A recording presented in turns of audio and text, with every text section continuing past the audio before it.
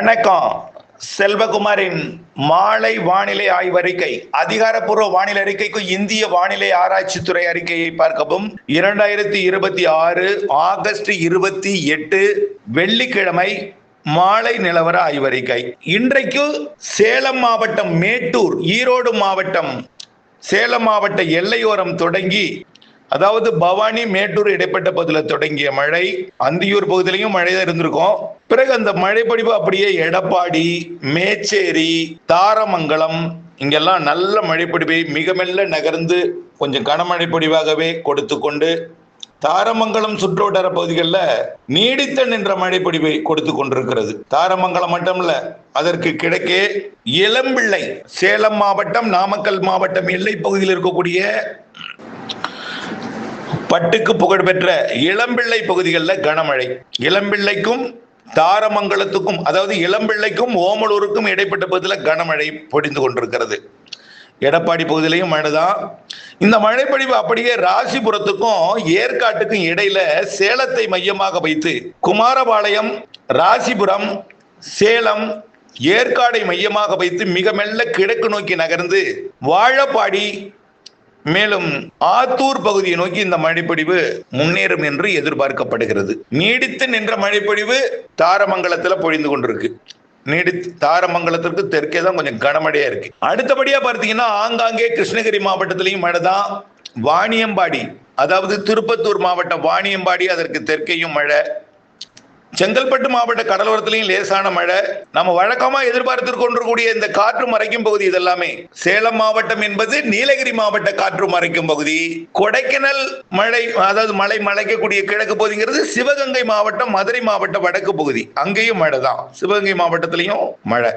சிவகங்கை மாவட்டம், சிவகங்கைக்கு தெற்கு புறமும் மழை தான். மானாமதுரைக்கு வடக்கேன்னு சொல்லலாம். இன்னும் பார்த்தீங்கன்னா இன்னும் இளையான்குடிக்கு வடக்கையும் நல்ல மழைப்பொழிவு. காளையார் கோவிலுக்கும் இளையான்குடிக்கும் இடையில உள்ள பகுதிகள், அந்த மழைப்பொழிவு அப்படியே RS மங்கலம், அதற்கு கிழக்கே இருக்கக்கூடிய தொண்டி பகுதியை நோக்கி நகரும் என்று எதிர்பார்க்கப்படுகிறது. இப்படி இந்த இடத்துல மழைப்பொழிவு இருந்து கொண்டிருக்கும் அப்படின்னு நம்ம ஏற்கனவே நம்ம சொல்லி இருக்கிறோம். இந்த காற்று மறைக்கும் போது தொடர்ந்து மழை இருந்துட்டு தான் இருக்கும், எல்லா நாளும் இருக்கும். இதுல ஒரு முக்கியமான ஒரு மகிழ்ச்சியான தகவல் என்னன்னா, 1ஆம் தேதியிலிருந்து நம்ம 3ஆம் தேதியிலிருந்து சொல்லியிருந்தோம். இந்த அதாவது இன்றைய தேதி 28, நாளை 29, 30, 31, இந்த 4 நாட்களும், 28, 29, 30, 31 ஆகிய 4 நாட்களும் இந்த கொடைக்கானல் மலைக்கு கிழக்கு பகுதி காற்று மறைக்கும் சிவகங்கை, மதுரை மாவட்ட வடக்கு பகுதி, அப்புறம் நீலகிரி மாவட்டத்தோட கிழக்கு பகுதி, மேட்டூரை ஒட்டிய பகுதி, எடப்பாடி பகுதி, தாரமங்கலம், இப்படியே இந்த அந்த பகுதி எல்லாமே, ஓமலூருக்கும் ராசிபுரத்துக்கும் இடைப்பட்ட பகுதி, சேலம் சுற்றுவட்டார பகுதிக்கு மழை இருந்துட்டே இருக்கும். கொஞ்சம் அப்படியே 1ஆம் தேதிக்கு அப்புறம் செப்டம்பர் 1 சென்னை உள்ளிட்ட வடகடலோரத்திற்கு நம்ம இதுல இணைத்திருக்கக்கூடிய இந்த படத்தை பாருங்க. இந்த படம் தமிழ்நாட்டை தொடுகிறது பார்த்தீங்களா? இந்த மாதிரி நாம முன்கூட்டியே நீண்ட கால அறிக்கையில சொன்னது இன்றைக்கு மாதிரியாக காட்டப்பட்டிருக்கிறது. மாதிரி இது வடகடலோரத்திற்கு மழை பொழிவு 3ஆம் தேதிக்கு மேல் கிடைக்கும் என்பதையும், 8ஆம் தேதியிலிருந்து வலுப்பெறும் என்பதையும், அந்த ஸ்ட்ராங்கா உள்ள நுழையுது பார்த்தீங்களா? எல்லா மாவட்ட, பெரும்பாலான வடவுள் மாவட்டங்களுக்கு உள்ள நுழையும் கொஞ்சம் கொஞ்சமா. அது 8ஆம் தேதி, 9ஆம் தேதி அதுல கிடையாது. 8ஆம் தேதி வரை இருக்கு. 8, 9, 10 தேதி வரைக்கும் அதை நாம எதிர்பார்க்கலாம். அந்த மாதிரி நான் இது இணைச்சிருக்கேன். இது நாம நீண்ட கால அறிக்கையிலேயே சொல்லியிருக்கிறோம். கடந்த சில நாட்களாகவே திரும்ப சொல்லிக்கிட்டே இருக்கோம்.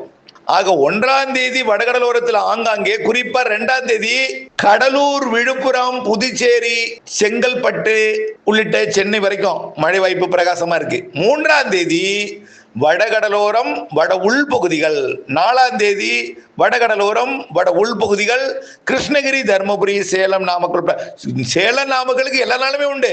நம்ம இந்த 1ஆம் தேதி சென்னைக்கு எட்டும் பொழுது சேலம் நாமக்கலுக்கும் இருக்கும். நாமக்கல்ல பெரும்பாலும் சேலம் மாவட்டத்தை ஒட்டிய அப்பகுதியில் இருக்கும். அதே போல இந்த சிவகங்கை, மதுரை மாவட்ட வடக்கு பகுதியிலும் இருக்கும். புதுக்கோட்டை, சிவகங்கை மாவட்ட எல்லை பகுதி, குறிப்பாக காரைக்குடி, அப்படியே பார்த்தீங்கன்னா இந்த தேவக்கோட்டை, சிவகங்கை இந்த பகுதியில் இருக்கும். மழை இருந்துட்டு இருக்கும் அப்பப்போ. ஏன்னா இதெல்லாம் காற்று மறைக்கும் பகுதி, வெப்பம் அதிகரிக்கும். மதியத்துல வெப்பம் அதிகமா இருக்கும். கடும் வெப்பம் நிலவக்கூடிய பகுதி தான் இதுவும். அதாவது மேற்கு காற்று தடைபெறக்கூடிய பகுதி.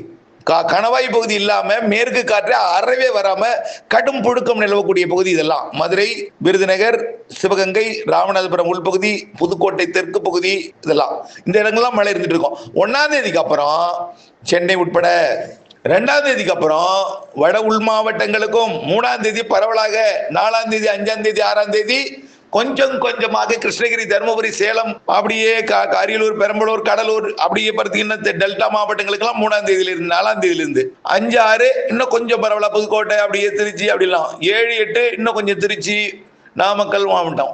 8ஆம் தேதிக்கு அப்புறம் பெங்களூர் வரைக்கும். அதுதான் நம்ம படத்துல காமிச்சிருக்கிறது. 8ஆம் தேதியில இருந்து 10ஆம் தேதி வரை இருக்கக்கூடிய அந்த அமைப்பு தான் அதுல போட்டிருக்கேன். 8ஆம் தேதியில இருந்து 10ஆம் தேதி வரைக்கும் இருக்கக்கூடிய அமைப்பு அதுதான் வரக்கூடியது. அந்த மாதிரி அதுக்கப்புறம் இன்னும் கூடுது. அது தொடுதல் தான், ஸ்டார்டிங் தான் அது. அதுக்கப்புறம் கூடுது மழை. அப்படியே படிப்படியாக 10ஆம் தேதிக்கு மேல, இன்னும் 15ஆம் தேதிக்கு மேல, 20ஆம் தேதிக்கு மேல, 25ல இருந்து மிக அதிகமான நிறைய மழை இருக்கு உள் மாவட்டங்களுக்கு. இது எல்லாமே மாலை இரவு மழை தான், புரியுதுங்களா? மாலை இரவு மழை தான். இந்த மாத இறுதி 25ஆம் தேதியில இருந்து வரக்கூடிய மழை மதியமே வந்துடும். புரட்டாசி, அதாவது செப்டம்பர் 17, 18ஆம் தேதியில இருந்து வரக்கூடியது மதியமே வர ஆரம்பிக்கும். கண்டிப்பா மேற்கு தொடர்ச்சி மலை மாவட்டங்களுக்கு செப்டம்பர் 15க்கு மேல் புரட்டாசி முழுவதுமே அது தென்மேற்கு பருவமழைக்கு முன்னாடி, ஐப்பசி 1க்கு முன்னாடி இருக்கக்கூடிய 30 நாள், புரட்டாசி 30 நாள், அதுல 30 நாள் புரட்டாசி 1, 2, 3 அப்படியே படிப்படியா பரப்பில் அதிகரிக்கும். 25ஆம் தேதிக்கு மேல நல்ல ஒரு காற்று பகுதியாகிய தாராபுரம், திண்டுக்கல், திருப்பூர் மாவட்ட, ஈரோடு மாவட்ட, கோயம்புத்தூர் மாவட்ட, கிருஷ்ணகிரி, தர்மபுரி, கரூர், நாமக்கல், சேலம், திருச்சி, திண்டுக்கல், புதுக்கோட்டை உள்ளே இந்த மழை பெய்யாம பிரச்சனைக்குரிய பகுதி இருக்கு பாருங்க, அங்கெல்லாம் புரட்டாசி. மதுரை மாவட்டத்துல உசிலம்பட்டி, பேரையூர், ஏழுமலை, தேனி, அப்படியே பார்த்தீங்கன்னா தெற்கே விருதுநகர் மாவட்டத்தோட ஸ்ரீவில்லிபுத்தூர், ராஜபாளையம், அப்படியே வெம்பக்கோட்டை, சிவகாசி, சாத்தூர், விருதுநகர், இதெல்லாமே வரக்கூடிய செப்டம்பர், அதாவது புரட்டாசி 1ல இருந்து செப்டம்பர் 17, 18, 19 இருந்து அப்படியே பரவலாகும். மாத 25ஆம் தேதிக்கு மேல இன்னும் பரவல். நல்ல பலத்த மழை செப்டம்பர் 25ல இருந்து இருக்கு. அப்படியே சிஸ்டம் வர ஆரம்பிச்சிடும். அக்டோபர் 1ல் இருந்து காற்றழுத்த தாழ்வு நிலைகளே வந்துடும். வடகிழக்கு பருவமழை மாதிரி சொல்றதுமே அது அக்டோபர் 1ல் இருந்து அக்டோபர் 17 வரைக்கும் இறுதிக்கட்ட தென்மேற்கு பருவமழை, வடகிழக்கு பருவமழை போல நிகழ்வு வரும். ஒருவேளை அது வடகிழக்கு பருவமழை அக்டோபர் 10ஆம் தேதி அறிவிக்கலாம்னு நம்ம சொல்லிட்டு இருக்கோம். அந்த அளவுக்கு மழை இருக்கக்கூடிய இந்த வெப்பத்தை நினைத்து எல்னினோங்கிற ஒரு பெரிய மனசுல ஒரு பெரிய அச்சத்தை போட்டுட்டு இருக்க வேண்டாம். சூரியனின் குத்துக்கதிர் தமிழ்நாட்டில் விழுந்து கொண்டிருக்கிறது. இன்றைய சூரியன் குத்துக்கதிர் விடமிடம் மதுரை, தொண்டி, அதற்கு தெற்கே இருக்கக்கூடிய பகுதிகள். அப்படியே படிப்படியா வரக்கூடிய 31ஆம் தேதி வரைக்கும், 2ஆம் தேதி வரைக்கும் குமரி முனையை நோக்கி நகரும். அதற்கப்புறம் நிலநடுக்கோட்டை பகுதியை நோக்கி செப்டம்பர் 21 வரைக்கும் நகரும். அது வரைக்கும் வெயில் இருக்கும். அது நகர்றது நமக்கு பிளஸ், தாழ்வு நிலைகள் உருவாகும், கடல் வெப்பம் உயரும், வடக்கே தென்மேற்கு பருவமழை பின்வாங்கும், குளிர்காற்று கிடைக்க பெறும், உயரழுத்தங்கள் வரும். அப்புறம் வடக்கே போற நிகழ்வு தெற்கு நகரும். அதே போலதான் ஜப்பான் போற நிகழ்வு எல்லாம் அப்படியே நேரடியாக எங்கே வர காற்று சுழற்சி எல்லாம், இது எல்லாமே இந்த சூரியன் குத்துக்கதிர் தெற்கு நோக்கி நகர்ந்த பிறகு பொறுத்திருந்து பாருங்கள், புரியும். எல்னினோ என்கின்ற அச்சத்தை எல்லாம் போட்டு மனதில் குழப்ப வேண்டாம். ஆனால் கொஞ்சம் வெயிலாய் இருப்பதற்கு காரணம் தென்மேற்கு பருவமழை தொய்வு ஏற்படும் பொழுது. ஆனால் தென்மேற்கு பருவமழை பெய்ய வேண்டிய இடத்துல பெய்யல. ஆனால் அது செப்டம்பர், அக்டோபரில் பெய்யும். வடகிழக்கு பருவமழை காலத்துல பெய்யும். அணைகளை நிரப்பும் மழை இருக்கு. தென் மாவட்ட மேற்கு தொடர்ச்சி மலையிலிருந்து வால்பாறை வரைக்கும் உள்ள பகுதி நிறைய மழை தெரியுது. நம்ம ஏற்கனவே சொன்னோம். நீலகிரிக்கும் இருக்கிறது. ஆக உள்ளே இருக்கும் அதிகமா. இப்போ நாம பவானி சாகர் பாசன பகுதிகளுக்கு நல்ல மழை பொழிவு கொடுக்கும். எப்போ? செப்டம்பர் 15 தேதியில இருந்து நிறைய மழை. புரட்டாசி முழுவதும் நல்ல மழை தான். புரட்டாசி, ஐப்பசி எல்லாம் இந்த பகுதிகளில் நல்ல மழை இருக்கு. ஆகவே நல்ல மழை காத்திருக்கு. எப்பொழுதும் வழக்கமா இருக்கக்கூடிய மழையை விட இந்த ஆண்டு அக்டோபர்ல அதிக மழை இருக்கு. அக்டோபர் 18க்கு மேல வடகிழக்கு பருவமழை நாம ஏற்கனவே சொன்னது போலதான் சிறிய நிகழ்வுகள் அடுத்தடுத்தாக நிறைய மழை பிடிப்பை தமிழ்நாட்டுக்கு தர இருக்கிறது என்பதையும் சொல்லிக்கொள்ள கடமைப்பட்டிருக்கிறேன். இன்னும் ஒண்ணு சொன்ன நிகழ்வு தமிழ்நாட்டுக்கு ஒட்டுமொத்த சராசரி அதிகரிக்கும், எல்லோருக்கும் பெய்யும். நாம நினைக்கும் போது பெய்யாது. அதுக்குதான் நம்ம சொல்றோம், மழை நீரை சேகரிப்போம், கைவசம் நீர்த்தேக்கி கவலை இல்லாமல் விவசாயம் செய்வோம் என்பதை நான் திரும்ப திரும்ப சொல்றேன். இணைந்தே இருங்கள் அப்டேட்ஸுடன். மேலும் ஒரு தகவல், நேபாளத்துல ஏற்பட்ட நிகழ்வுக்கு காரணம் நாம தான் முதல்ல தகவல் அறிவிச்சோம். இப்படிப்பட்ட ஒரு நீர்வரத்து என்றால் அது ஏரி உடைப்பாகத்தான் இருக்கும் என்று சொன்னோம். நிறைய ஏரி இருக்கிறது என்று சொன்னோம். ஏரி உடைப்பென்று இப்பொழுது அனைத்து ஆய்வு அறிக்கையும் சொல்லியிருக்கு. அங்கே தேக்கி வைக்கப்பட்டிருக்கூடிய ஏரிக்குள் பனிப்பாறை உருண்டு விழுந்து அதிலே சுனாமி அலை போல் ஏற்பட்டு கரையை உடைத்து அது பெரிய அளவிலே உடைப்பு ஏற்பட்டு மொத்த ஏரி தண்ணியும் கரை புரண்டு ஓடி வந்து மிகப்பெரிய ஒரு கோர ஒரு சோக சம்பவத்தை, சோக நிகழ்வை ஏற்படுத்தி இருக்கிறது. இப்படிப்பட்ட நிகழ்வெல்லாம் இருக்கும். அதற்குத்தான் நம்ம சொல்றோம், திரும்ப திரும்ப காலை அறிக்கையில் சொன்னது போல, தயவு செய்து இப்படி பிரச்சனைக்குரிய இமயமலை, சீன எல்லையோரம், சீன பகுதிக்கெல்லாம், இப்படி இமயமலை பகுதிகளுக்கெல்லாம் மழை காலத்துல சென்றாலும் பிரச்சனை தான், வெயில் காலத்துல சென்றாலும் பிரச்சனை தான். ஆகவே குளிர்காலத்துல செல்வது பிரச்சனை இல்லை, அதுலயும் மேற்கத்திய இடையூறு வரும். ஆகவே என்பதெல்லாம் தெரியப்படுத்த விரும்புகிறேன். எப்பொழுதும் விழிப்புணர்வும் எச்சரிக்கையும் அதுக்கான அதற்கென்று மலை ஏறக்கூடியவர்களுக்கெல்லாம் அந்த செயற்கைக்கோள் தொலைபேசி எல்லாம் வழங்குவது சிறப்பாக இருக்கும். அது ஏதாவது சிறப்பு தொழில்நுட்பத்தின் காரணமா வரங்கன்னா நல்லா இருக்கும். ஆகவே தொடர்ந்து கண்காணித்தால், இதெல்லாம் ஒரு தொடர்ந்து ஹெலிகாப்டர்ல கண்காணித்தல் இதெல்லாம் ஒரு சிறப்பு உதவியாக இருக்கும். சுற்றுலாத்துறையை மேம்படுத்தும் போது இதெல்லாம் நன்றாக இருக்கும் என்று எதிர்பார்க்கிறேன்.